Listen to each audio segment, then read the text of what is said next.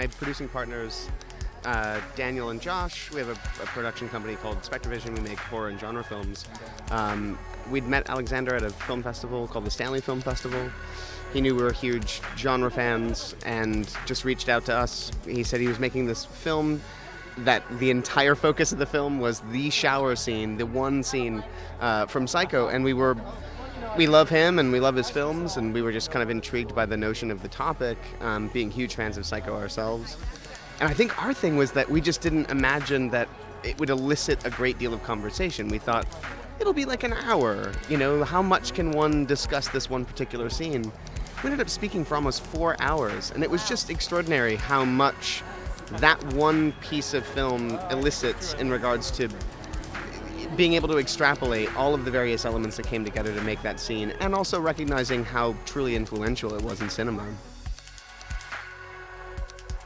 There were a lot of things in that scene that were almost optical illusions. I think a lot of people thought that they were seeing nudity. A lot of people thought that they were seeing a knife go into her stomach and actually, puncturing skin. And they were all optical illusions. That was all based on what we were perceiving in our mind rather than what we were seeing. And it's actually an interesting thing that I believe that movie holds the distinction of having the first time a toilet was flushed in a movie.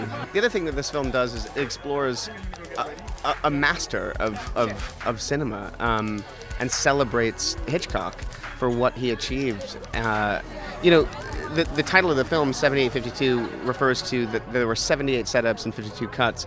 That is extraordinary. It is 2.5 minutes, I think, of film. And it took a week, I think it was 7 days to shoot this sequence. That is such an extraordinary effort for something that occupies so little of the film, but is also the most iconic scene in the film. It's just an amazing celebration of cinema at the end of the day as well. Absolutely. What is that? I mean, I think because it can do it in a way that's almost like a Trojan horse.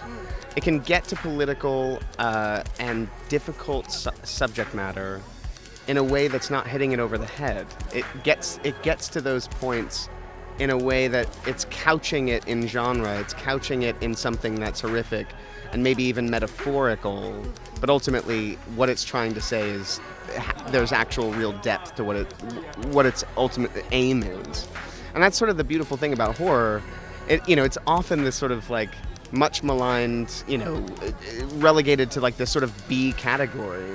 But the reality is that horror has the potential for incredible exploration of real truths and real fears that we feel as humans in a way that, your average film doesn't necessarily have the tools to be able to achieve those things.